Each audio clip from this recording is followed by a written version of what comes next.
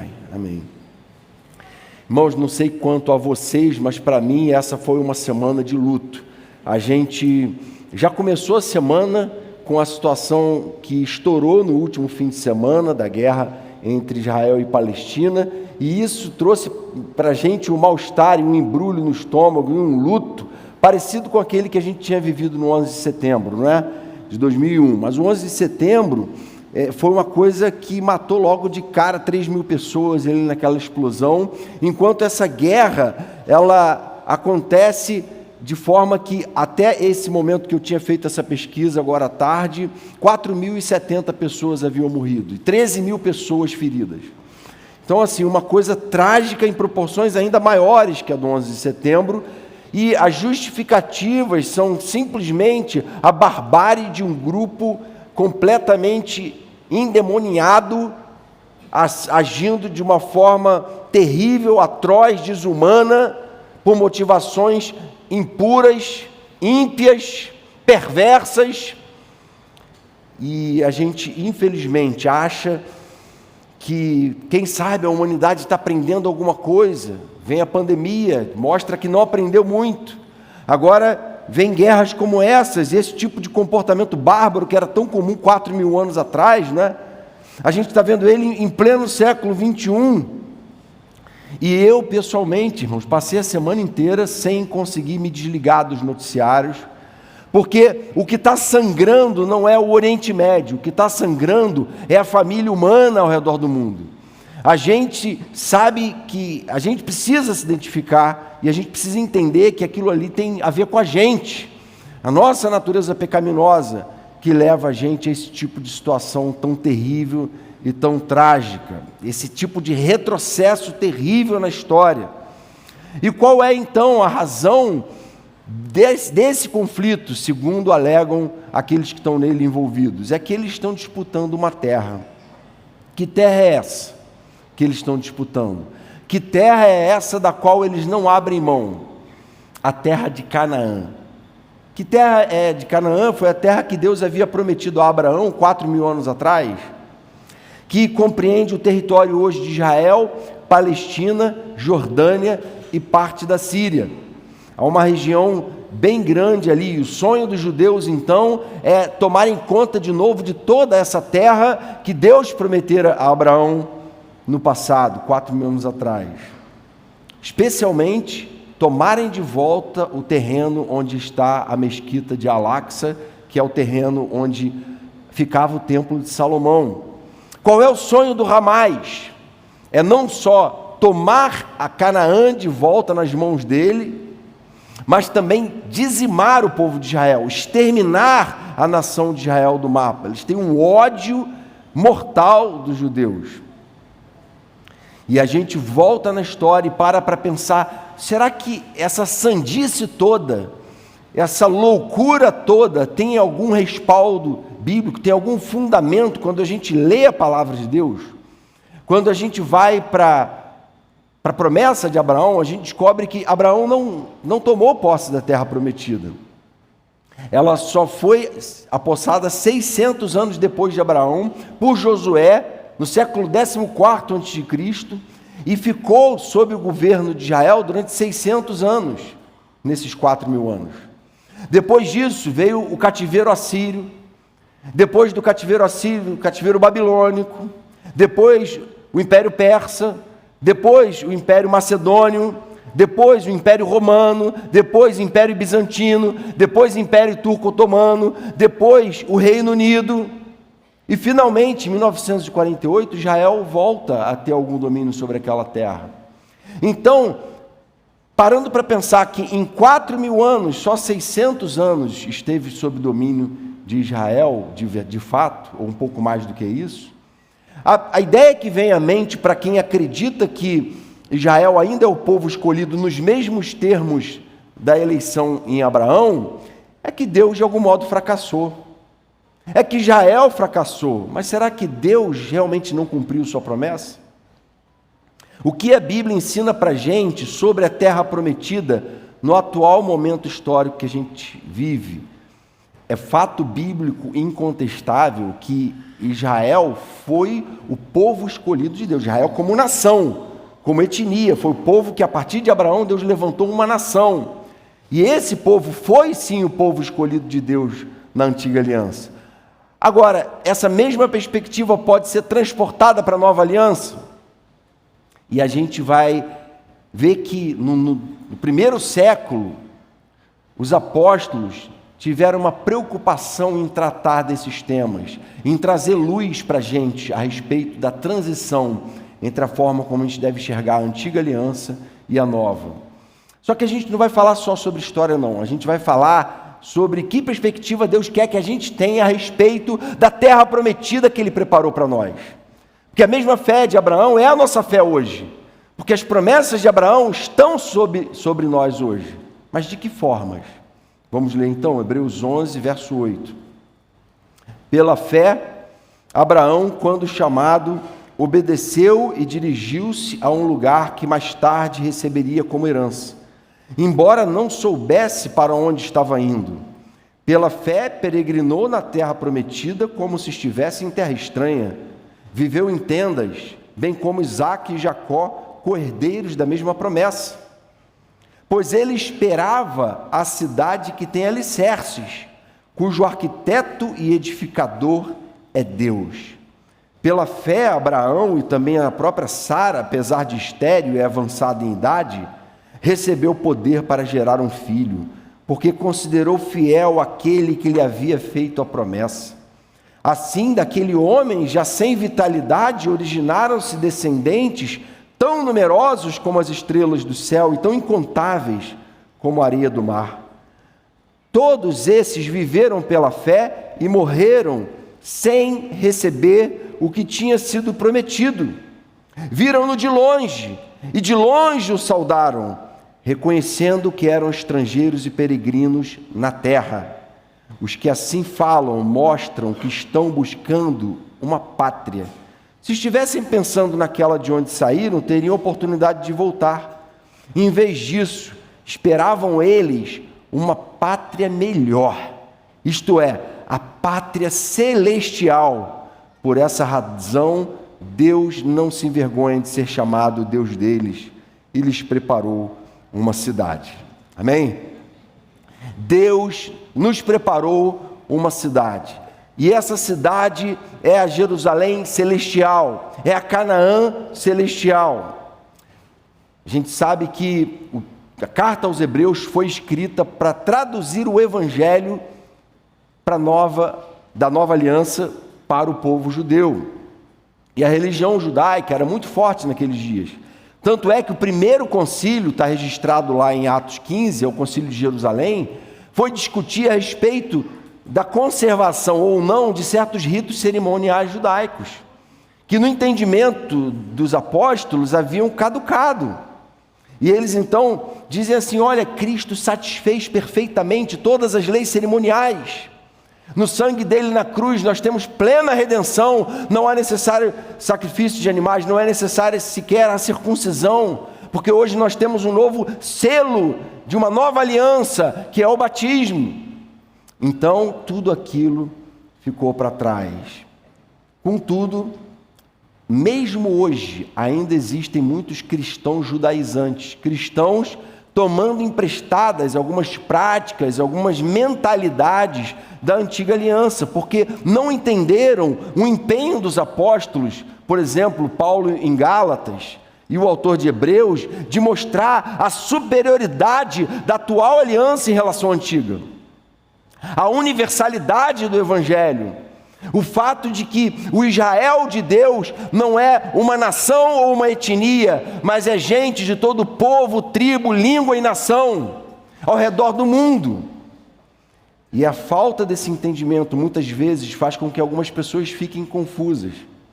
Claro que esse é um assunto para os 4 fins de semana de treinamento inteiros, mas aqui a gente não vai fazer uma exposição plena do ponto de vista histórico ou teológico. A gente vai aplicar isso para aquilo que o texto está dizendo para a gente. E a primeira coisa que o texto revela para a gente é que a verdadeira Canaã de Deus, a verdadeira terra prometida, não é desse mundo. Esse é um grande equívoco que ainda está na cabeça de muitos. E quando a gente pensa nas promessas de Deus apenas em termos desta vida, desta existência, de uma nação, de um povo, a gente não entendeu a beleza, a grandeza e a maravilha que é a promessa de Deus na nova aliança em Cristo. Veja que o texto diz que o próprio pai Abraão, o primeiro e mais importante patriarca, verso 10, esperava a cidade que tem alicerces, cujo arquiteto e edificador é Deus.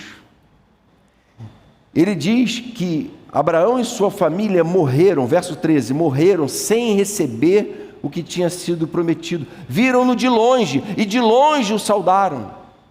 A promessa foi feita a Abraão, mas ele não recebeu a promessa física de ver Canaã, de se apossar de Canaã. Ele não viu isso. E sabe por que isso não mexeu com a fé dele? Verso 16. Porque ele esperava uma pátria melhor, isto é, a pátria celestial. Por essa razão, Deus não se envergonha de ser chamado Deus deles e lhes preparou uma cidade. Irmãos, se a gente não entende isso, se a gente não entende que a gente está falando de algo muito maior, a gente acaba vivendo uma vida muito mesquinha, muito pequena, muito limitada aqui nesse mundo, muito materialista demais, muito secularizada, muito presa a certas coisas que não deveriam aprisionar um cristão, muito vazio de fé. Mas Abraão não era dominado por isso.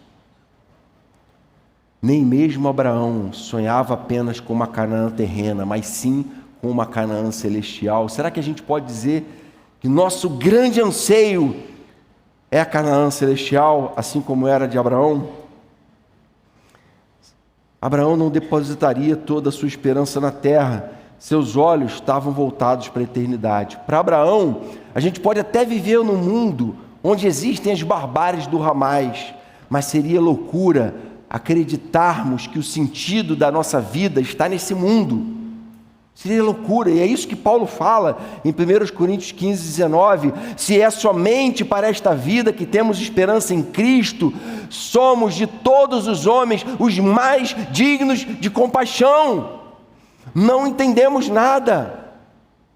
Ou seja, nós cristãos somos chamados a viver na perspectiva da eternidade com Deus em glória, segundo esse reino eterno, glorioso, perfeito, pleno de significado, de propósito. Porque sequer a vida humana é valorizada nesse mundo aqui. Esse mundo aqui nada tem valor. A gente não está falando de Israel e Palestina, não, a gente está falando do Rio de Janeiro, de Niterói, do lugar que a gente vive. Por mais encantadora que seja a busca de um lugar idealizado nesse mundo, de uma estabilidade financeira, de uma estabilidade social, de uma estabilidade nacional, de uma política que funcione, de uma política que promova uma educação sustentável, que promova um futuro melhor para o país. Por mais encantadora que seja essa ideologia, ela não pode nos satisfazer. Ela não tem satisfeito os países que alcançaram esse patamar. E a razão foi bem definida por C.S. Lewis, que disse o seguinte: eu descobri em mim mesmo desejos os quais nada nesta terra pode satisfazer. E a única explicação lógica é que eu fui feito para outro mundo. Amém? Você sabia que você foi feito para outro mundo? A gente não foi feito para esse mundo, não como ele está, não afetado e destruído pelo pecado. Nós não fomos feitos, enquanto a gente estiver aqui, a gente vai ficar se sentindo peixe fora d'água, a gente vai ficar se sentindo inapropriado, porque tem muita lógica que é diametralmente oposta às lógicas do reino de Deus. E não foi sem razão que Jesus, que encarnou e pregou as lógicas do reino de Deus, dividiu a história em dois, porque ele revelou algo muito superior, muito mais sublime. E foi o próprio Jesus que disse assim: olha, quando eu for e vou preparar um lugar, voltarei e os levarei para mim, para que vocês estejam onde eu estiver. Vocês conhecem o caminho para onde vou. Disse-lhe Tomé: Senhor, não sabemos para onde vais. Como então podemos saber o caminho? Respondeu Jesus: Eu sou o caminho, a verdade e a vida. Ninguém vem ao Pai a não ser por mim. Amém? Jesus já foi, não é verdade? Ele já ascendeu aos céus. Ou seja, temos uma boa notícia, Ele já preparou lugar para nós. E só existe um caminho para Canaã, e esse caminho é Jesus. Judeus e muçulmanos estão brigando pelo território errado, estão desperdiçando seu tempo. Eu e você estamos indo no caminho para a verdadeira Canaã. A Canaã em busca da qual Abraão também estava, e ele conseguiu vislumbrar pela fé. E ele, hoje a gente não tem dúvida nenhuma que está usufruindo de uma pátria melhor, de uma pátria celestial na presença de Deus. Israel é o povo escolhido de Deus? Sim, mas não a nação de Israel, e sim a igreja como Israel espiritual de Deus. Se tiver crentes em Cristo lá em Israel, eles fazem parte do Israel de Deus também, assim como os cristãos aqui. É para estes que há uma promessa em Romanos 8:38, que nem a morte, nem a vida, nem anjos, nem demônios, nem o presente, nem o futuro, nem quaisquer poderes, nem altura, nem profundidade, nem qualquer outra coisa na criação será capaz de nos separar do amor de Deus que está em Cristo Jesus. Nada tem poder de destruir o Israel de Deus na nova aliança, porque a nossa vitória final já foi conquistada por Cristo na cruz, e nós estamos indo a caminho de Canaã, da Canaã celestial. Isso, irmãos, tem que encher o nosso coração, tem que fazer o nosso coração transbordar de alegria, mesmo em momentos que a gente liga o noticiário e fica triste, vive um luto, mas a gente tem que ser lembrado disso. Não sei se você ficou tão impactado, mas eu fiquei muito negativamente impactado, tenho ficado com o noticiário, mas eu preciso voltar para a Bíblia e lembrar dessas verdades eternas. Amém? Segunda lição que o texto nos mostra em Abraão é que é impossível entrar em Canaã sem fé. Na verdade, o capítulo que a gente leu, ele começa no primeiro versículo falando que a fé é a certeza do que esperamos e a prova das coisas que não vemos. A fé é exatamente o exercício daquela capacidade de vislumbrar, de enxergar com antecipação aquilo que ninguém está vendo, e não de uma forma meramente imaginária, mas de uma forma convicta, com certeza. E aí no verso 6 desse capítulo 11, o autor de Hebreus vai falar assim: olha, sem fé é impossível agradar a Deus, pois quem dele se aproxima precisa crer que ele existe e que recompensa aqueles que o buscam. Não adianta frequentar uma igreja se eu não tenho fé, se eu não estou sendo movido por essa fé, se eu não tenho procurado alimentar e nutrir essa fé. E aí o verso 8 diz assim: pela fé Abraão, quando chamado, obedeceu e dirigiu-se a um lugar que mais tarde receberia como herança, embora não soubesse para onde estava indo. Abraão não sabia, Abraão não estava no controle, ele confiava no controle de Deus, ele confiava nas promessas de Deus, ele confiava que Deus era a sua garantia. E ele é tão admirado até hoje por todo mundo que estuda a fundo a Bíblia, que o próprio apóstolo Paulo, em Gálatas 3, diz assim: considere o exemplo de Abraão.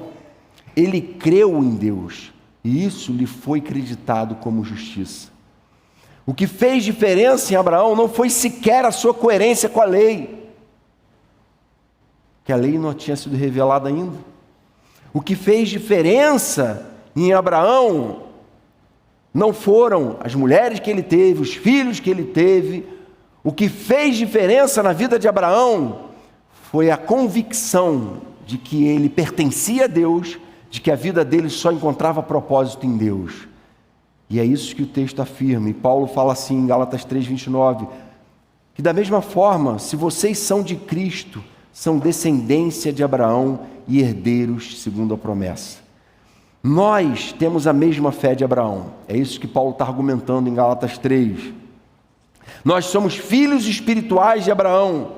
A fé de Abraão, ela tem continuidade na nova aliança. A antiga aliança tinha os seus termos, agora tem uma nova aliança em Cristo, que tem novos termos.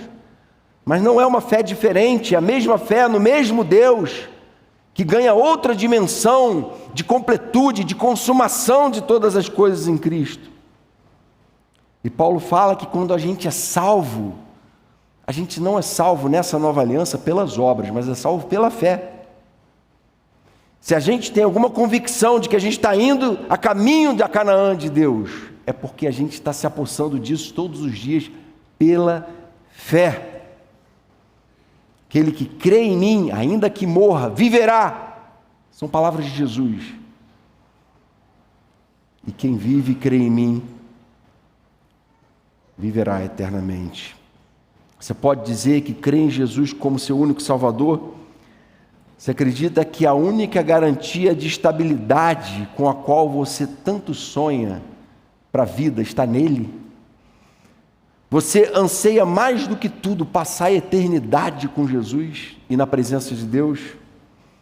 Se você disse sim a essas perguntas, tem uma boa notícia para você. A Canaã celestial, incomparavelmente superior a qualquer pedaço de terra no Oriente Médio ou em algum paraíso tropical, está te aguardando para você viver eternamente com Deus em glória. Não é judeu quem o é apenas exteriormente, nem a circuncisão aqui é meramente exterior e física. Não, judeu é o que é interiormente, e circuncisão é operada no coração pelo Espírito. É o Espírito quem move em nós essa fé que faz a gente se sentir rumo a Canaã celestial. E a gente precisa buscar nutrir essa fé, porque segundo Jesus está chegando a hora, e de fato já chegou, em que os verdadeiros adoradores adorarão o Pai, não em Jerusalém, nem nesse monte, mas em espírito e em verdade, mas movidos por uma fé verdadeira, genuína e autêntica.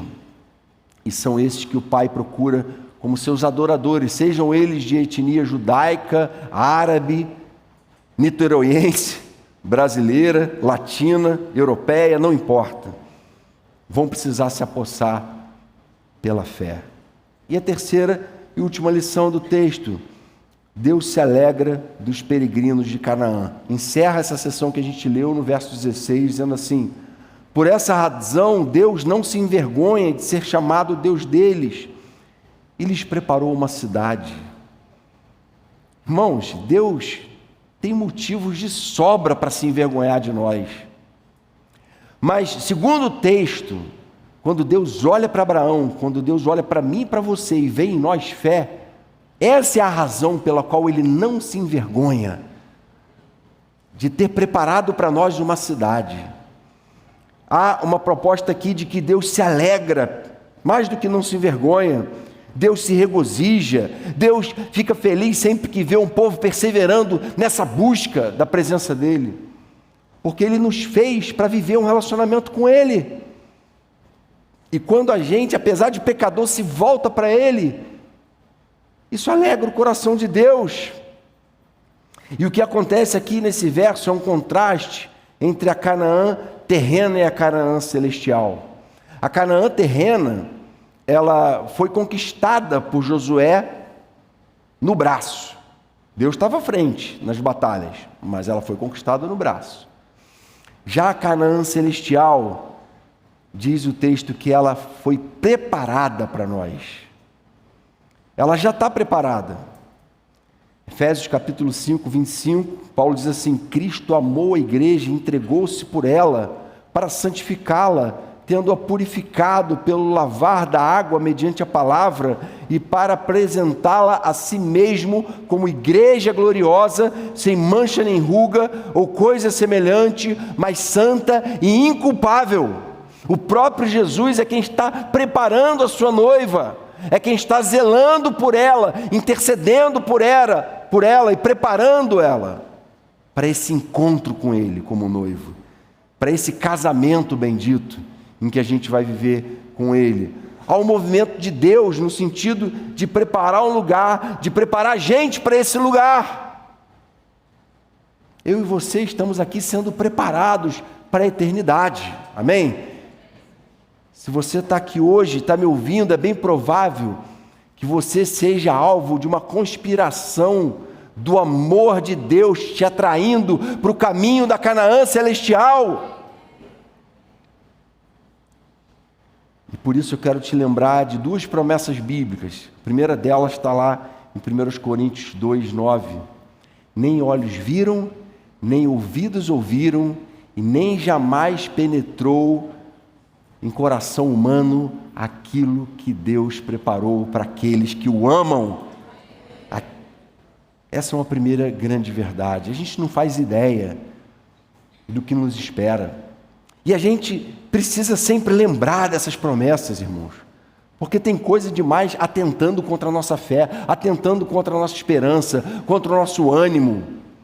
Gente, é muito fácil a gente emburacar em depressão, tem motivo demais para isso.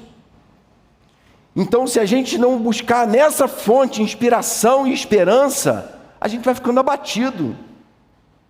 Não dá para se alimentar só do noticiário, não, você tem que se alimentar da palavra também. Tem que buscar ela.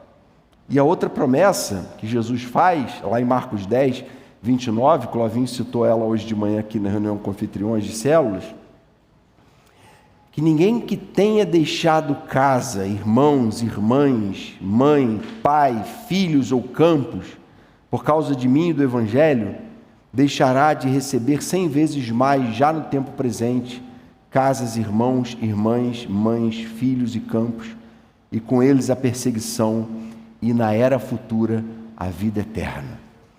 Sempre há a promessa de que o Senhor vai nos recompensar largamente. Não é um homem que está prometendo, é aquele que pode prometer, porque Ele garante, porque Ele não é homem para que minta. Deus, que é a nossa fortaleza, nos preparou uma cidade e a gente precisa caminhar rumo a essa cidade como cidadãos do reino. Aplicações. Primeira aplicação: mantenha o foco na eternidade que nos aguarda diante de Deus. A gente tem uma terrível tendência a viver segundo uma perspectiva materialista, existencialista. Tudo que tem é o que a gente está vendo aqui. Essa é uma filosofia que domina boa parte do meio acadêmico, dos ateus do nosso tempo. Só que muitas vezes a gente vive como ateu funcional, não é? A gente vive sem a perspectiva da eternidade e da realidade espiritual que nos cerca e dessa fé bendita que nos encoraja, que nos enche de ânimo, de esperança para viver. E a gente acaba caindo e perdendo o foco na eternidade. E quando a gente vai mais uma vez para a Bíblia, lá em Colossenses 3, Paulo fala assim: olha, já que vocês ressuscitaram com Cristo, procurem as coisas que são do alto, não as que são da terra, onde Cristo está assentado à direita de Deus. Mantenham o pensamento nas coisas do alto e não nas coisas terrenas. O que Paulo está fazendo não é encorajar a irresponsabilidade civil, não. O que ele está fazendo é dizendo para a gente que até mesmo aquilo que a gente faz aqui nesse mundo precisa ser feito a partir da perspectiva da eternidade. Lá em Lucas 16, quando Jesus fala uma de suas parábolas, ele diz assim: olha, usem a riqueza desse mundo ímpio para ganhar amigos, de forma que quando ela acabar, estes os recebam nas moradas eternas. Até o que você faz aqui tem que ser feito na perspectiva da eternidade. Eu tenho recursos, eu ganho recursos, mas para quê? Só para eu usufruir egoisticamente? Não, eu quero investir em gente, em almas, em pessoas que eu vou encontrar lá no céu, na eternidade com Deus em glória. É isso que o texto está falando para a gente. Ou seja, mantenha o foco na eternidade. Até o que você faz aqui, você tem que avaliar. Eu estou sendo um bom testemunho no ambiente de trabalho, eu estou dando um bom testemunho para a minha vizinhança, dentro de casa. Se eu estou impactando vidas, e vidas são eternas. E vidas podem estar querendo desejar, ou estar desejando Deus, porque estão vendo o meu desejo por Deus. Podem estar percebendo seus erros e a necessidade de elas se reconciliarem com Deus, porque elas veem como eu estou reconciliado com Deus, e passam a querer também esse Deus. Então, por quê? Porque eu estou vivendo na perspectiva da eternidade. Eu não trabalho só para pagar conta, não. Eu trabalho para servir a Deus e ao reino dEle e para ser luz no meio das trevas. Há propósitos muito maiores. Eu tenho uma família, não é para me sentir realizado. Eu tenho uma família para que essa família seja uma célula do reino de Deus no mundo. E a gente precisa parar e pensar, será que eu tenho feito isso? Se eu tenho feito, então eu estou vivendo aqui na perspectiva da eternidade. E Deus está se agradando disso. Segunda aplicação, use tudo ao seu alcance para manter sua fé firme. E aí é interessante que se a gente voltar lá para Josué capítulo 1, Josué, que é o 6º livro da Bíblia, é o livro em que mostra as conquistas da liderança de Josué da terra prometida física, da Canaã geográfica. E quando Deus vai dar orientações para Josué de como ele deveria se preparar para tomar posse daquela Canaã física, ele fala assim: não deixe de falar as palavras deste livro da lei e de meditar nelas de dia e de noite, para que você cumpra fielmente tudo o que nele está escrito. Só então os seus caminhos prosperarão e você será bem-sucedido. Josué, você quer ter garantia de sucesso segundo Deus? Não tem atalho, não tem outro caminho. O único caminho é ler, meditar e aplicar essa palavra. Inspirar vidas segundo essa palavra. Buscar manter a sua fé viva. Porque senão, Josué, você vai se tornar mais um povinho como todos os povinhos que já estão habitando essa terra. Vocês vão deixar que valores medíocres, fúteis, tomem o coração de vocês, idolatria, e tudo passe a ser mais importante do que Deus na vida de vocês, como os outros povos fazem. Mas se vocês pegarem essa palavra e fizerem dela a regra de fé e prática para a vida de vocês, aí sim podem ter certeza que mesmo que diante do mundo vocês não estejam prosperando, aos olhos de Deus vocês estarão prosperando. Vocês prosperarão e serão bem-sucedidos por onde quer que vocês forem. Será que eu e você temos zelado pela nossa vida espiritual, pelo nosso coração obediente, alinhado com Deus, temente, quebrantado, humilhado, pronto a ser repreendido e corrigido naquilo em que a gente tem falhado, pronto a deixar que essa palavra nos confronte, seja pelo púlpito, seja pelo discipulado, seja pelo irmãozinho da célula que chama a atenção da gente para coisas que a gente não estava enxergando dentro da nossa casa, mas que a vida em comunhão expôs a gente, fez a gente enxergar. Se a gente está aberto a isso, sem dúvida nenhuma, a gente tem feito tudo ao nosso alcance para manter essa fé viva de verdade. Terceira e última aplicação: nunca duvide que o Senhor te sustentará até o fim. Uma das coisas muito lindas do pensamento calvinista, que é uma base doutrinária importante da nossa igreja, é a doutrina da perseverança dos santos, que é o 5º ponto do calvinismo. E o que essa doutrina diz? Ela diz que aqueles que Deus escolheu para a salvação, Ele também vai capacitar até o último dia da sua vida para que ele persevere. Veja bem, ela não diz que ele vai perseverar. Ele diz que Deus vai prover os meios para que essa pessoa persevere. É o próprio Deus quem vai, pelo poder do Espírito Santo, garantir que eu e você vamos perseverar até o fim. Porque de outra forma, nós não perseveraríamos. A única coisa que garante é a mão graciosa, bondosa de Deus sobre as nossas vidas. Aqueles que de antemão conheceu, também os predestinou para serem conformes à imagem de seu Filho, a fim de que ele seja o primogênito entre muitos irmãos. E aos que predestinou, também chamou. E aos que chamou, também justificou. Aos que justificou, também glorificou. É Ele quem age. Que diremos, pois, diante dessas coisas? Se Deus é por nós, quem será contra nós? Aquele que não poupou seu próprio Filho, mas o entregou por todos nós, como não nos dará com Ele e de graça todas as coisas? É a convicção do apóstolo Paulo. Ele está falando para a gente, se Ele deu o próprio Filho dele por amor a nós, como Ele não nos daria tudo mais de que a gente de fato precisa, para a gente viver uma eternidade em glória com Ele? Amém? E tudo que a gente tem a fazer é crer, esperar e perseverar. E é isso que Deus quer que a gente faça, que a gente continue nesse caminho, perseverando em buscá-lo de todo o coração. E não há dúvida nenhuma de que a gente, se fizer isso, a gente vai dar provas de que a gente de fato está a caminho da verdadeira Canaã de Deus, da Jerusalém celestial, na qual a gente vai viver junto, eternamente, sem pecado, glorificando e exaltando o nosso Deus. Amém? Pai querido, obrigado pela Tua palavra, pelas esperanças que emanam dela, Senhor, pela palavra de encorajamento que ela traz para nós nessa noite. E a gente quer te pedir, Senhor, inunda o nosso coração, muitas vezes incrédulo, frágil, muitas vezes desesperançoso, deprimido.